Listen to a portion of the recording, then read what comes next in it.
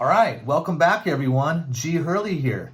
In today's video, I want to talk about card collecting, sport card collecting, and in particular, sport card collecting for the beginner. Okay? So if you're a kid or you're an adult and you want to get involved with this great hobby, this video is for you. Okay? So please stay tuned for the entire time. Towards the end, I'm going to be presenting to you a big chunk of my collection and going over each card and talking about the different cards. Okay? But first, I want to talk about 3 areas of collecting that you need to know about as a beginner. Okay? You need to know about the different eras of cards. Okay? And I'm going to talk about the different eras here in a minute. Also, you need to know about what can make a card valuable, what makes a card collectible, okay? And then finally, I'm going to quickly talk about how you can get your card collection started, the best way to get started in card collecting, okay? So let's quickly talk about what can make a card valuable. Now, there's lots of different things that can make a card valuable. But basically, there's 3 things that can make a card valuable in general. The rarity of the card. How many of those cards were made? How many of those cards still exist out there? How rare is the card? Okay? That's important. Also, the condition of the card. Now, condition in all collecting hobbies is very important. Okay? But it's very, very important in card collecting, in sports card collecting and baseball card collecting, is condition, okay? So what do I talk about when I say condition? Well, are the corners sharp? Are the corners on the card sharp? Okay, is the color on the card? Is the color faded or is the color still bright? Okay, that's a factor. Is the card centered? Now, when I first started getting involved in card collecting about, close to 40 years ago, we didn't even talk about centering on cards. Okay, that wasn't even a topic. Okay, I guess centering, that's more of a new thing, but centering is super important. Okay, so for instance, take a look at this Randy Cross, Hall of Fame football player, center for the 49ers. Notice how sharp those corners are, okay? So this is a high grade card. And because it's high grade and because the corners are sharp, the card is centered, and there's no creases or marks on the card, it would make the card more valuable because of condition, all right? On the other side of the coin, we have this team card from the New York Yankees. This is a 1958, I believe, team card. And notice the corners are rounded. Okay, the corners are rounded. Okay, the color on the card is a little bit chipped. All right, and there are some small creases on the card as well. Still a nice card, but condition is going to bring down the value of the card quite a bit. So condition is very important. All right, now obviously, another factor in the value of a card is the player on the card. Is the player a Hall of Fame player? Or is it what we call a common player, okay? A player that you might have never heard of. All right, so common players have, a considerable low value usually. And obviously, Hall of Fame players, like you see right here, are going to have much higher values, okay? So basically, to recap on that, condition, rarity of the card, and the player on the card all have to do with the value of the card, okay? Now, let's go ahead and talk about the different eras of cards. Okay, the different eras of cards and where you could get started in your collection. All right, we still make lots of cards today, and people people collect cards that are coming out today. I don't. I only collect cards, the cards that I'm still collecting today only come from the 60s and the 50s. I only collect cards that were made in the 50s and the 60s. But as a new collector, you might want to start out with cards that are being made today. And you could buy those cards in packs. Opening packs of cards is super, super fun. That's how I got started in this hobby 40 years ago, by going to the liquor store and buying packs of cards and opening them up and going through them and finding those great players and being excited and feeling great, getting that little high, if you want to say, when you find that great player in that pack. So many people start their collection by buying packs, opening packs, and sorting through those cards, and they build their collection that way. Okay, that's one way to get started in card collecting. That's a good way to get started. Okay, now, another way to get started in collecting is to collect by era, to collect by decade, we'll call it. Okay, so I want to present to you some decades of cards. I want to start with the 90s. Okay, start with the 90s. The 80s and the 90s, they produced so many baseball cards that they're very easy to find and very inexpensive during the 90s and the 80s. They just produced so many of them. Okay, so if you're new to the hobby, you could really do well buying cards from the 90s and the 80s. You could get great players, great condition for low costs. Okay? Excuse me. So let's start off with the 1990s. Here's some cards that I have from the late 90s. And you can see how glossy they are. Okay, this one is what they call a minted rookie card. So that's pretty nice. Okay.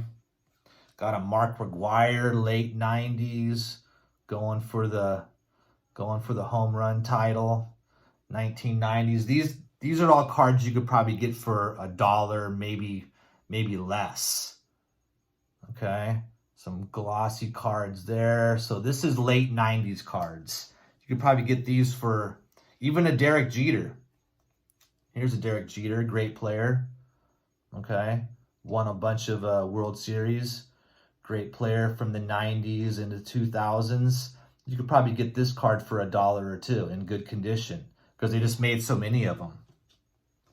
Here's another Derek Jeter, full face shot. Good action picture on the back with some information. But these cards from the 90s, you could probably pick up for very inexpensive costs. A good place to start. Also the 80s. The 80s. Now they produced so many baseball cards in the 80s that you could get Hall of Fame players in great condition for very low cost for cards made in the 80s. Let me show you a couple of them. Okay. So this is from Fleer. Okay, I got a Ken Griffey. I think this is his Fleer rookie, Ken Griffey Jr.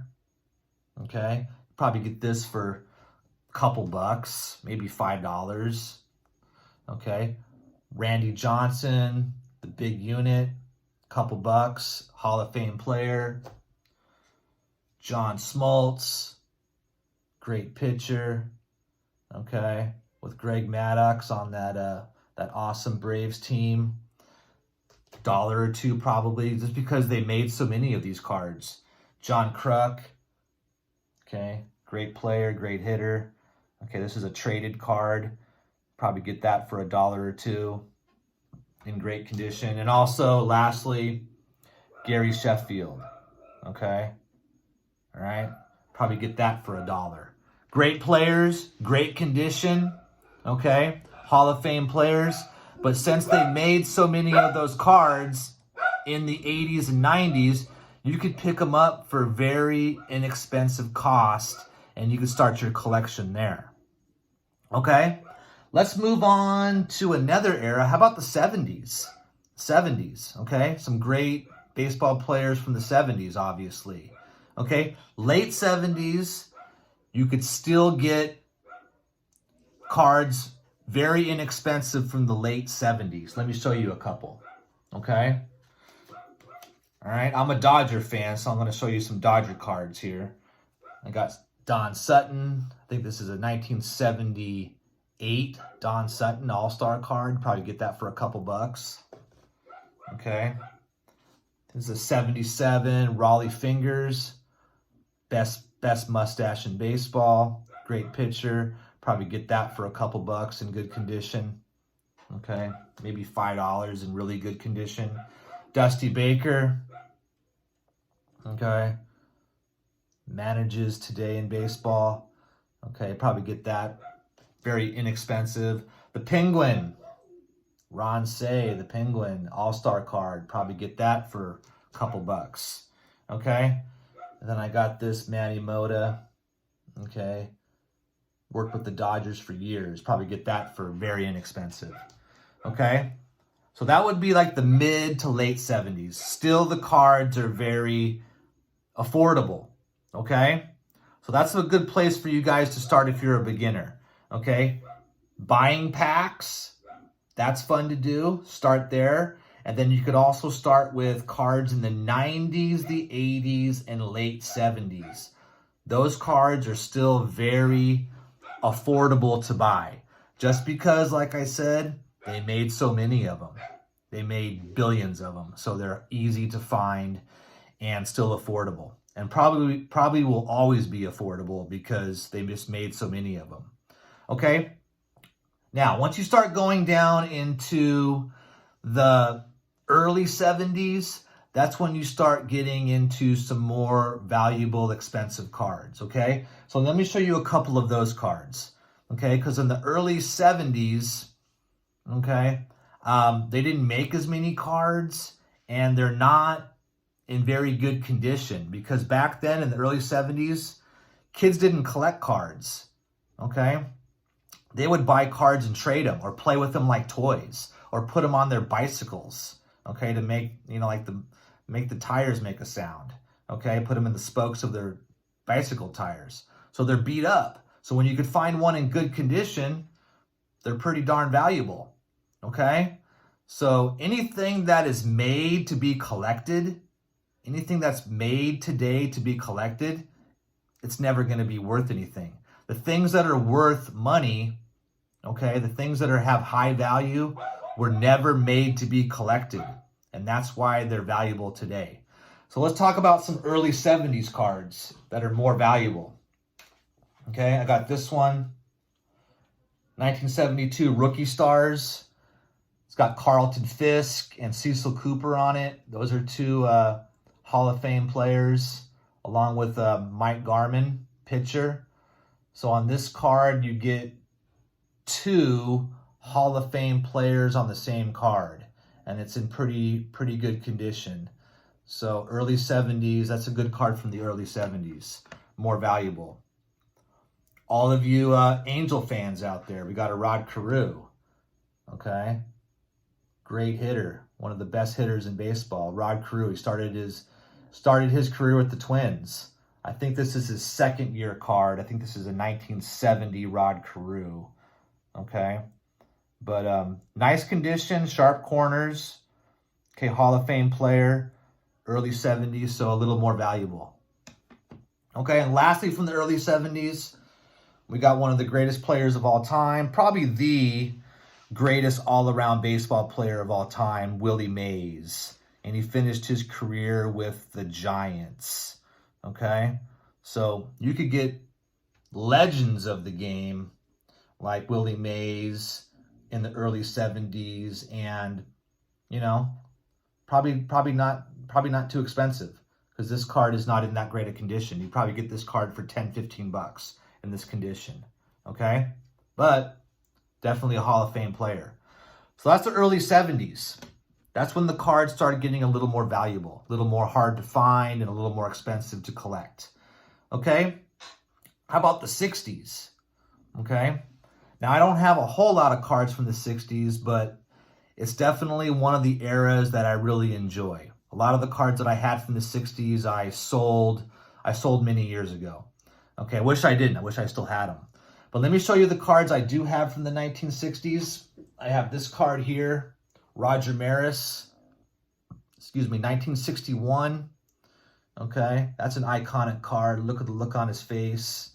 Okay, that's the year where he broke Babe Ruth's season home run record, I believe. So he hit 61 home runs in that year. And that it took many years for that record to get broken. So 61, Roger Maris, in decent condition. Pretty valuable card in decent condition. This is one of my favorite cards from the 60s that I have. This is called a Topps Giant. The card is, look at that, the card is double-sized. It's a double-sized card. But it's called a Topps Giant. This is a Hank Aaron. Okay, I think these cards were made in 1964. Okay, and this collection, these Topps Giants, are still pretty affordable. So you could get a Topps Giant Mickey Mantle or a Topps Giant Hank Aaron and not pay a ton of money like you would for a regular card. Topps Giants, that's a good one. Okay, so that's from the 60s. There's a couple others from the 60s. I have George Sparky Anderson. Okay, he's more famous as a manager than as a player, but I think this is a 1960 George Sparky Anderson. Definitely a great manager, probably a better manager than he was a player. Same with this guy, Billy Martin. Better known as a manager than a player. Okay, so this one's got a crease down the middle. I don't know if you could see it, but because it's creased down the middle, you might be able to see the crease. You know, this is maybe like a $4, $5 card because of the crease. So condition, very important. Okay? How about the 1950s? Now, the 1950s, that's where the cards really start getting expensive and hard to find and valuable, especially in good condition. Okay? So let's quickly go over some of the ones that I have. Here you can see on the screen I have a Roberto Clemente. Okay, that's a 1958 Roberto Clemente. Okay, on the card it says Bob Clemente. He didn't like to be called Bob, but they still put Bob on the card. Okay, so Roberto Clemente, pride of the Pittsburgh Pirates, probably the greatest Puerto Rican player of all time, Roberto Clemente. Okay, died in a tragic plane crash trying to help hurricane victims. So a tragic story there, but a great player. Excellent all around. After Willie Mays, probably the second or tied with Willie Mays as the best all-around baseball player of all time, Roberto Clemente. Okay? Pride of Puerto Rico and of the Pirates. All right? Mickey Mantle. Now, Mickey Mantle is the most sought-after baseball card in the entire hobby. People love to collect Mickey Mantle. And these are the most...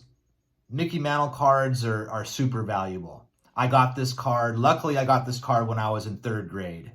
Okay, so I've had this card for over 40 years. This is a pretty good condition. I would say maybe very good condition. Mickey Mantle in 1958.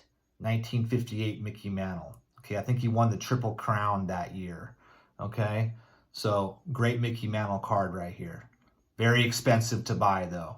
So if you're a beginner, later on you might want to get into the 50s cards. Unless you have a good amount of money, then you can start buying some of these cards. Okay? As a Dodger fan, I wanted to show you Duke Snider, the Duke. Okay, something interesting about the Duke. Okay, he grew up in Linwood and Compton, California. Okay? All right, so all of my students from Linwood, Duke Snider, he grew up in Linwood. Okay? Great slugger, great home run hitter. Okay? And he played on the Brooklyn Dodgers, and then he played also on the Los Angeles Dodgers when they came to LA back, what, 1959, 1960, right around that time. Okay? Sandy Koufax, one of the best pitchers in baseball. Okay? Jewish American, great Dodger pitcher there. Okay? So those are some of my best 50s cards. Bob Clemente, Roberto, Mickey Mantle, Duke Snider, and Sandy Koufax. Now, the Koufax is in super good condition, okay? So that would increase the value on the Koufax. Okay, so the 50s is my favorite era of cards. I love collecting cards from the 50s. Let me show you a couple more that I have from the 50s. Bill Mazeroski, okay, from the Pirates as well. Hit one of the greatest home runs in baseball history, okay. Another Dodger player, love the Dodgers. Don Drysdale from the Dodgers, 1959, pretty good condition. I've had this card for 40 years. Love that card. And another Hall of Fame player from the 1950s, okay, a great infielder, Brooks Robinson, okay?